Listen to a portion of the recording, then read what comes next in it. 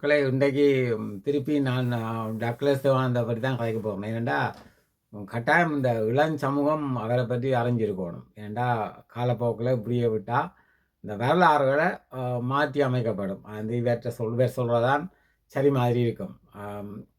முதல் உங்களுக்கு ஒரு இவரை பற்றி நான் ஏற்கனவே முதல் பதிவில் சொல்லியிருக்கிறேன். இவர் யார் இவர்ன்னு சொல்லி தெளிவாக சொல்லியிருக்கிறேன். இப்போ 2 நாள் இப்போ கிட்டடியில் நான் இவர் 2 3 பேட்டிகளை பார்க்குறேன். இவர் ஏதோ ஒரு போராட்டவாதி மாதிரி அவர் சொல்லிக் கொண்டிருக்கிறார். முதல் முதல் இவரை பற்றி நான் சொல்கிறேன் என்ற சுருக்கமாக என்ற கணக்கை சொல்லலாம். ஏன்னா நான் ஒரு குறிப்பிட்ட குறிப்பிட்ட ஒரு டைமுக்குள்ளே நான் உங்களுக்கு அதில் விளங்கப்படுத்தக்கூடியதாக கிடக்குது என்றால் கணக்கை போட்டால் நீங்கள் பார்க்க மாட்டீங்க. சரி, விஷயத்துக்கு வருவோம். இவர் உங்களுக்கு தெரியும், நான் முதலே சொன்னான், இவர் இந்த ஆரம்ப காலத்தில் இவர் PLOவில் போய் ட்ரைனிங் எடுத்தவர். அந்த பாலஸ்தீன விடுதலை அமைப்புகள்கிட்ட இவர் பயிற்சி பெற்றுட்டு அப்புறம் இலங்கையில் வந்திருந்தவர். இலங்கையில் வந்திருக்கல இவரை இலங்கை இராணுவம் பிடிச்சி இவரை வெறிக்கடை சிறைச்சாலையில் வச்சிருந்தது. உங்களுக்கு எல்லாருக்கும் தெரியும், நான் ஏற்கனவே பதிவில் சொல்லியிருக்கிறேன். அப்போ வெலிக்கடையில் வச்சிருக்க உங்களுக்கு தெரியணும், 1983ஆம் ஆண்டு இந்த வெலிக்கடை படுகொலையில் இவர் அதுக்கு தப்பினவர்ன்றா எப்படின்னு சொன்னால், இவரே அவங்க அதுக்குள்ள குட்டிமணி என்ன தங்கத்துறை ஆக்களை குட்டிமணி கண்ணெல்லாம் தோண்டி சித்திரவாதி ஷாக்குன்னாங்களா. அது இந்த காடையர்கள்னு சொன்னால் அதில் இராணுவம் இருந்திருக்கலாம், எங்களுக்கு தெரியாது. அப்போ அவியல் சாக்கோலேக்க அதே முகாமில் அந்த ஒரு பக்கத்தில் இவே இருந்தாங்க அந்த வெளிக்கடையில். ஆனால் இவரை மற்றது உங்களுக்கு தெரியும், பரந்தன்ராயன், மற்றது இவர் என்ன பேருண்டால் தம்பாப்புல மகேஸ்வரன், அவர் அன்னைக்கன் TO அவர் இவையெல்லாம் அந்த அதே முகாமில் இருந்தவ அந்த வெளிக்கடை சிறையில். ஆனால் அவையெல்லாம் சாக்கொள்ளையில் அவங்களை கொலை செய்யலை. இவையெல்லாம் பின்னுக்கு தங்களுக்கு உதவி வருமானு இவையை தங்களுக்கு உதவுவாங்கன்னு சொல்லி அவங்களோட செய்யலை. அப்போ இவையெல்லாம் டக்ளஸ் தேவானந்தா சொல்கிறார் பதிவில், தங்களுக்கும் அடிக்க வருவாங்கன்னு மாதிரி தான் இருந்தான். அவர் சொல்கிறார் அவர் உண்மையை சொல்ல மாட்டாரானே. தங்களை பிறகு அவங்க நிலத்தில் படுக்க வச்சு பிளேனில் ஏற்றி பாருங்க மக்களே, இங்கே உங்களுக்கு நீங்கள் தமிழ் இதுன்னு சொல்லி தமிழன்ற ஒரே ஒரு காரணத்துக்கான தான் கனவேற குட்டிமணி என்ன தங்கத்துனா கூட அவன் மாத்திரம் 53 பேர். அப்போ வேறு சும்மா சிவில் பொது சனங்கள் எல்லாரையும் சாப்பிட்னாங்க, வேலை விட்டுட்டாங்க பாருங்க, ட்ரைனிங் எடுத்தாங்கள. உங்களுக்கு அவர் எல்லாம் ஒரு பிறந்த நாயன் எல்லாம் உங்களுக்கு தெரியும், அவர் ENDLF தலைவராக இருந்தவர். அப்போ இவையில இல்லாத அவங்கள விட்ட முடிய இவையில பாருங்க, இவையில பிளேனில் கொண்டு போகணுதான் இவங்க மட்டக்களப்புக்கு. டாக்டர் தான் தன் வாயில சொல்கிறார், தான் பயிற்சி எடுத்தினான் தானே. அப்போ தன்னை குப்புற படுக்க வச்சிருந்தவங்களாம் அப்புறம் தனக்கு அந்த கொழும்பு தெரிஞ்சபடியாக அவர் சொல்கிறார் பாருங்க, கொழும்பு தெரிஞ்சபடியே தன்னை பிளேனில் கொண்டு வரவங்களாம். அப்போ பிளேனில் போயக்குள்ள அவர் சொல்கிறார், அது இந்த Y12, அந்த உங்களுக்கு தெரியும் Y12ன்றது அந்த பிளேன்ட பேர், பிளேன்ட மாடல் பேரும். அது Y12ன்றதப்போ அந்த காலத்தில் 83ஆம் ஆண்டு இலங்கை அரசாங்கம் ஜேஆர் அந்த காலத்தில் இலங்கை அரசாங்கம் ஜேஆர் வந்து அமெரிக்காண்ட வால், அமெரிக்கா பிரிட்டன்ட வால். அப்போ அந்த காலத்தில் இந்த Y12 எல்லாம் இலங்கை அரசாங்கத்தில் இல்லை. அது அமெரிக்கன் பிளேன் எல்லாம் இருக்கும், அல்லது பிரிட்டன் பிளேன் தான் இருக்கும். வடிவாக விளங்கி கொள்வது அதே பிள்ளையா சொல்கிறார். Y12ன்றது சைனா கொடுத்தது 94க்கு பிறகுதான், சந்திரிகாண்ட காலத்துக்கு பிறகுதான் இந்த Y12 வந்தது. Y12 Y8 எல்லாம் புக்காரா எல்லாம் சைனாவில் எல்லாம் பிறகுதான் வந்தது. அப்போ அதை விளங்கி கொள்ளணும் முதல் டக்ளஸ் வந்த புக்காரா நினைக்கிறேன், ஆர்ஜென்டினா நினைக்கிறேன். சரி, அப்போ இவரை கொண்டே மட்டக்களப்பில் வச்சிருந்தான், அது உண்டு. அப்போ அவர் ஆக்களுக்கு சொல்கிறார், தான் ஏதோ போராட்டவாதி என்று. ஒரு விஷயத்தை நான் உங்களுக்கு சொல்கிறேன், படையாக கட்டுடுங்கோ. இவர் உண்மையாக என்ன செய்தவர் என்றதை நான் இப்போ உங்களுக்கு ஒன்றுனா சொல்லிக்கிடுவார். இப்போ இவர் அங்கே மட்டக்களப்பில் கொண்டு வச்சுக்க, அப்புறம் புலிகள்லாம் அந்த மட்டக்களப்பு சிறை உடைச்ச எல்லாருக்கும் தெரியும். ஆனால் வேறு இயக்கங்களும் சேர்ந்து உடைச்சி தான் இவர்கள் காப்பாற்றப்பட்டது ஒன்று. 2வது, இவர் இப்போ சொல்கிறார், இப்போ இந்த கடைசி எலெக்ஷனில் 2 வருஷத்துக்கு முதல் தோத்தாக பிறகு இப்போ சொல்கிறார், தான் இந்த அந்த முன்பு மரணித்தவர்கள் அவற்றை கதையின்படி பார்த்தா அந்த இலங்கை இந்திய ஒப்பந்தத்துக்கு முதல் மரணித்தவர்களுக்கு தான் சிலை வைப்பனாம். எந்த இயக்கம் ஏதுன்னு சொல்லல, அதாவது கோட்டையை சுற்றி சிலை வைப்பறான். கதையெல்லாம் புடுறாரு. என்ன இப்போ தோத்து போட்டார்களோ, இப்போ தமிழ் மக்களுக்கு தான் ஏதோ செய்தாருன்னு செய்ய போறன்ற மாதிரி சொல்றார். அப்போ அவர் ஐடியா பாருங்கோ. அப்போ அதில் புலிகள் வராது. ஏன் அந்த புலிகளை பற்றி நான் சொல்றேன்னு சொன்னா, ஒரு விஷயத்த கேட்டுக்கொள்ளுங்க. டக்ளஸ் தேவானந்தா நம்பி ஆரண்டான ஒருதன் டக்ளஸின் கரங்களை பலப்படுத்துறதுக்காண்டி இறந்தவனும் செத்தவனும் டக்ளஸ் தேவானந்தாக்காண்டி இல்லையே. செத்திருப்பாங்க புலிகள் இல்லாமல் சுட்டு ஒன்றும் செய்யலாமல் மற்றபடி இல்லை. ஆனால் டக்ளஸ் தேவானந்தா பயிற்சி பெற்று வந்து எங்கள் பிஎல்ஓவில் பயிற்சி பெற்று வந்து இந்தியாவில் இருக்க சூளமேட்டில் முதல் டக்ளஸ் தேவானந்தா சுட்டதே ஒரு தமிழனை திருநாவுக்கரசு சூளமேட்டில் சுட்டது. இப்போ அந்த கேஸ் இருக்குது. அது இந்தியா தமிழர் ஒரு ஆளை தான் சுட்டது. அது இங்கே இலங்கை அரசாங்கத்துக்கு அந்த ஜிஆர் அந்த அந்த சிங்களை அந்த என்ன துவசம் பிடிச்ச இனத்துக்காக வேண்டி போராட வலிக்கிட்டவ. ஆனால் இவர் வந்து செய்த ஒரு வந்த கொலை செய்த ஒரு தமிழனை. அதுக்கு பிறகு என்ன நடந்தாண்டு இலங்கையில் உங்களை எல்லாருக்கும் தெரியும். இலங்கையில் எவ்வளோ ஆசியதர் இல்லை. துணை இராணுவ குழுவாக இருந்து எவ்வளோ ஆசியதர்னு உங்களை எல்லாருக்கும் தெரியும். மற்றது இவர்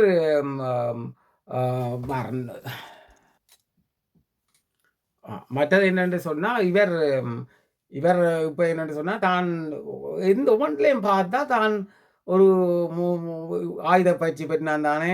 அவர் சொல்கிறார், அந்த பேட்டியை நான் பின்னுக்கு போட்டு வரேன்னு பாருங்க. தன்னால் அந்த அந்த பிளேனை கடத்தலாம் மட்டும் யோசிச்சேன். இதை அந்த இவைகளை மட்டக்களப்பு கொண்டு வச்சுனோம் இல்லோ, அதை கடத்தலாம் மாட்டோம். தனக்கும் இன்னொருத்தருக்கும் விலங்கு போட்டுக்கா. நான் அவர் மகேஸ்வரன் நினைக்கிறேன், தம்பாவில் நினைக்கிறேன் போட்டுக்காம அவர் ஒத்துக்கொள்ளலாம். இல்லாட்டி தாங்கள் அந்த பிளேனை கடத்தி இருப்போமாம்.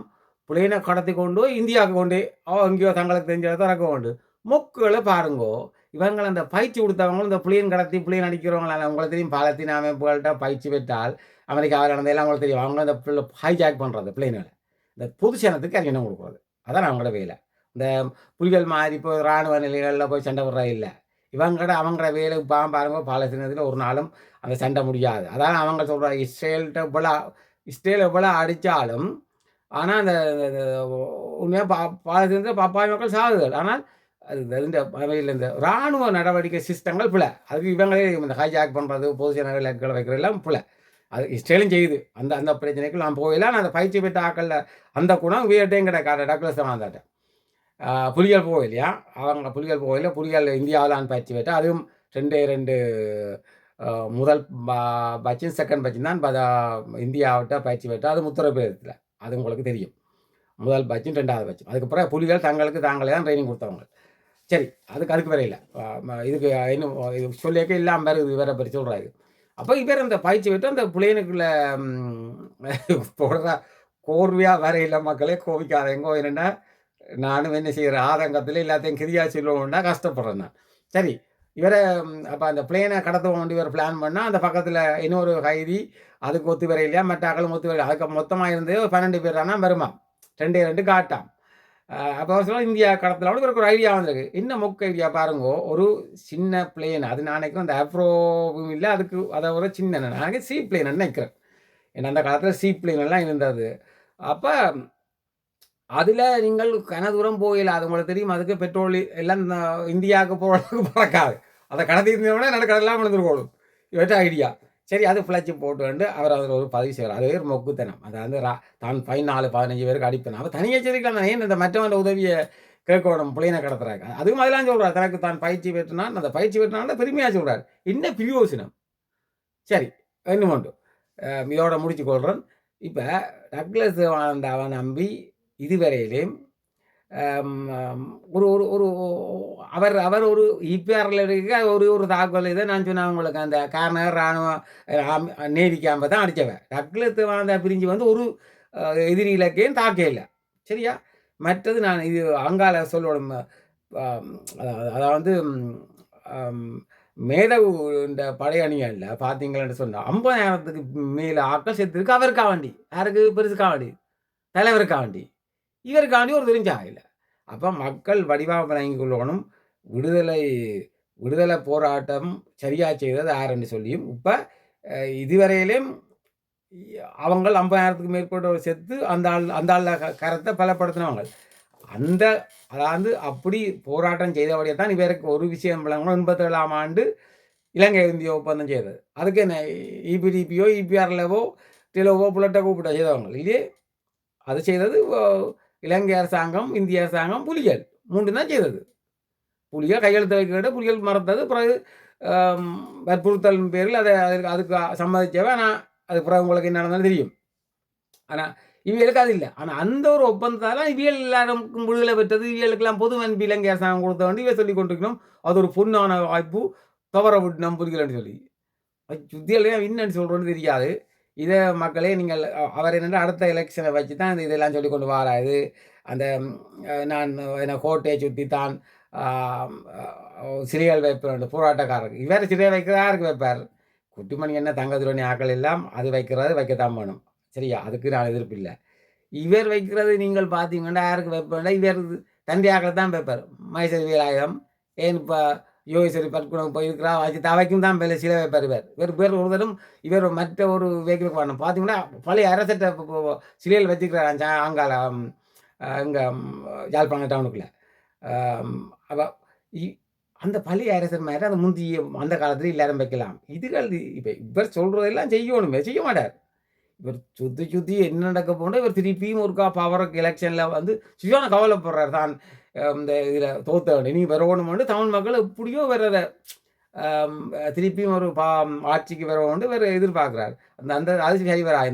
அந்த என்பிபி அரசாங்கம் இருக்கும் வரையும் ஜனம் அதுக்கு தான் போடும். அது வடிவாக கேட்டுக்கொள்ளுங்கோ. இவர் இருக்கும் வரையும் அனுரகுமார திசாநாயக்கா இருக்கும் வரையும் அந்த கட்சியில் மக்களுக்கு சரியான நம்பிக்கை. இப்போ போகிற போக்க பார்த்து அதுதான் இவர் இந்த இதுக்குள்ளேயே இவர் தான் ஒரு தேசியவாதி போராட்டவாதி மாதிரி சனம் புது அந்த யங் ஜெனரேஷனுக்கு இவர் சொல்கிறார். நான் சொன்னேன் இவர் பயிற்சி பெற்று விடுறது சுட்ட ஒரே ஒரு ஆள் தான். அது இந்தியாவில் சூளமோட்டில். மற்ற இந்தியா சுட்டது உங்களுக்கு எல்லாருக்கும் தெரியும். இலங்கையில் சுட்டது உங்களுக்கு தெரியும் மக்களே. இவ்வளவு தான். நான் பிறகு வர பற்றி சொல்கிறேன். நீங்கள் பார்த்துட்டு கொமெண்ட்டாக போடுங்க. அப்போ எனக்கு ஓரளவுக்கு கொழும்பு தெரிஞ்சபடியினால் எங்களை கீழே குப்புற படுக்க வச்சுருந்தாலும் ஒரு அளவுக்கு என்னால் உணரலாம். சத்தங்கள் இதுகளை வச்சு எந்த இடத்துக்குலாம் நாங்கள் போகிறோம்ண்டு. அப்போ பிறகு எங்களை ஏர்போர்ட்டில் கொண்டு வச்சுருந்தது. அப்போ விளங்கிட்டு எங்களை எங்கேயோ 27 இரவே உங்களை மதியம் அந்த பிரச்சனையோடு எங்களை விமான நிலையத்துக்கு கொண்டு போனவ. அப்போ எங்களுக்கு கொண்டு யாழ்ப்பாணம் அல்லது மட்டக்களப்பா தான் இருக்க முடியும். தமிழிடத்துக்கு தான் கொண்டு போவினோம். அப்போ நாங்கள் ஃப்ளைட்டில் எங்களுக்கெல்லாம் எங்கள் எல்லோரும் காயங்கள் கை விலங்கோடன் உள்ளுக்கு வச்சுருந்தது. அப்போ எனக்கு அடுத்த ஐடியா இதை கடத்துவோம்ன்றது விமானத்தை கடத்தி அங்கால இந்தியாவுக்கு கொண்டு போவோம்ன்று சொல்லி வெளிக்கடை சிறைச்சாலையிலிருந்து மட்டக்களப்பு சிறைச்சாலைக்கு உங்களை வந்து விமானத்தில் கொண்டு போக அந்த விமானத்தை கடத்துறது தான் என்னுடைய ஒரு நோக்கமாக இருந்தது. விமானத்தில் இருக்கல ஒரு விமானத்துக்கு தான் கொண்டிருக்கிறோம்னு எனக்கு தெரிஞ்ச உடனே அப்போ என்னுடைய மனதில் ஓடினதை கடத்துவோம்ண்டு. அது ஒரு அரசியலாக்குவோம். எங்களுக்கு என்ன நடக்கலாம் எல்லாம் விடலாம். நாங்கள் அது ஒரு அரசியல் மக்கள் நலன் சார்ந்து பயன்படுத்துவோம் என்று சொல்லித்தான். அப்போ எனக்கு நான் அதுக்குள்ள பயிற்சி பெற்ற ஆள் தானே. எங்கே லெபனான் பாலஸ்தீனத்தில் பயிற்சி எடுத்த ஒரு ஆள். அப்போ எனக்கு சகல ஆயுதங்களையும் பயன்படுத்தக்கூடிய அந்த தொழில்நுட்பங்கள் அல்லது விமானத்தை கடத்த முடியும். செய்ய முடியும். என்ன துவக்க வச்சு கொண்டு பறக்க சொல்றது தானே. அப்போ மற்றாக்கள் எனக்கு ஒத்துழைக்க இல்லை. என்னோட வந்தாக்கள் கைதிகள் என்னோட இன்னொரு ஆளோட சேர்ந்து போட்டிருந்தது. அப்போ அவரையும் கூட்டி வேண்டான்னு போகணும். ராணுவமோ போலீஸாரோ 2 பேர் விமானத்துக்குள்ள 2 பேர் உள்ளுக்கு இருந்தது. சின்ன ஃபிளைட் தானே. என்ன கைதிகள் பேர் வைட் வாயில் ஒரு இதுக்குள்ள வந்து 12-13 பேர் தான் இருக்கலாம். மிச்சம் ஒரு ஆக்கள் 2 பேர். மற்றது பின்னால் 2 பேர் இருந்தது. அதை நீங்க ஒரு 10 கைதிகள் அதாவது எங்களை சுட முடியாது. விமானத்துக்குள்ள வச்சு சுட முடியாது. அவன் நான் வச்சது பயன்படுத்தி மற்றாக்கள் தைரியம் பண்ண பின்னுக்கு 2 பேரை மாட்டிச்சு மடக்கலாம். மடக்கினா ஃப்ரீ தான். அப்போ போய் இப்போ இதுக்கு கொக்பீட்டுக்குள்ளே போய் என்ன விமானம் செலுத்துற இதுக்குள்ளே போய் விடு இங்கே என்றால் மெப்பை பார்த்து சொல்கிறான். மற்ற என்னோட மகேஸ்வரன் இருந்தவர் பனாகுட மகேஸ்வரன்.